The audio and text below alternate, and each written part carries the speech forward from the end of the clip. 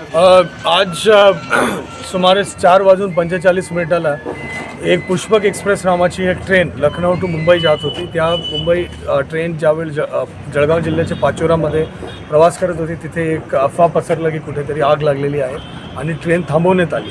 काय chain pulling करून या कुठल्या कारणामुळे थांबवण्यात आली। त्याच्यानंतर दोनों बाजूला जो जनरल कंपार्टमेंट आहे जो इंजिनच्या मागे असतो त्या ठिकाणी दोनों बाजूला लोक बाहेर पडले आणि ज्यावेळी लोक बाहेर पडले तो म्हणजे त्या बाजूला एक आपला माहिती आहे जो पाचोरा आणि ये जो जळगावचे जो स्ट्रेच आहे त्या ठिकाणी हाई स्पीडमध्ये ट्रेन प्रवास करतात।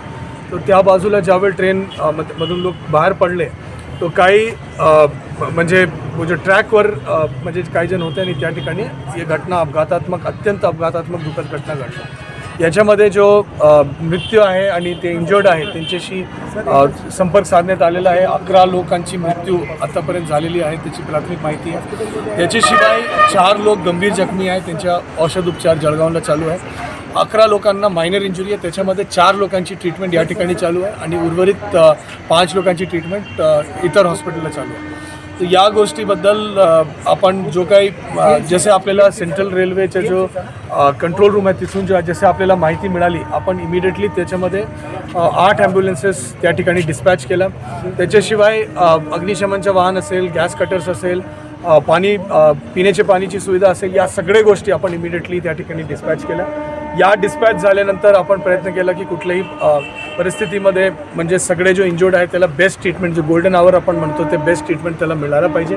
तो या बेस्ट ट्रीटमेंट देण्याचा प्रयत्न या ठिकाणी करण्यात आला आणि त्याच्यानंतर ऑलमोस्ट 6:30पर्यंत त्या ठिकाणी जो बी परिस्थिती होती ते क्लिअर करण्यात आला। उपविभागीय अधिकारी जो आहे त्या ठिकाणी इन्सिडेंट कमांडर म्हणून त्या ठिकाणी त्यांची नियुक्ती करण्यात आली आणि ते त्या जागेवर होते आणि त्या ठिकाणी जो बी इमर्जन्सी रिस्पॉन्स आहे ॲम्ब्युलन्सेस असेल हे सगळे कोऑर्डिनेशन असेल त्यांनी पूर्णतः मदत त्या ठिकाणी करून हे काम करण्यात आलं। रेल्वे विभागाकडून 2 त्यांचे जो रिलीफ व्हेकल्स असतो ते मनमाडकडून एक निघाली आणि भुसावळकडून एक निघाली आणि या पद्धतीमध्ये पूर्ण काम या ठिकाणी पूर्ण करण्यात आलं। आता ट्रेनचा जो म्हणजे जो स्पॉट आहे तिथून पूर्ण क्लिअर करून त्याच्यानंतर प्रांत अधिकारी तिथून बाहेर पडले।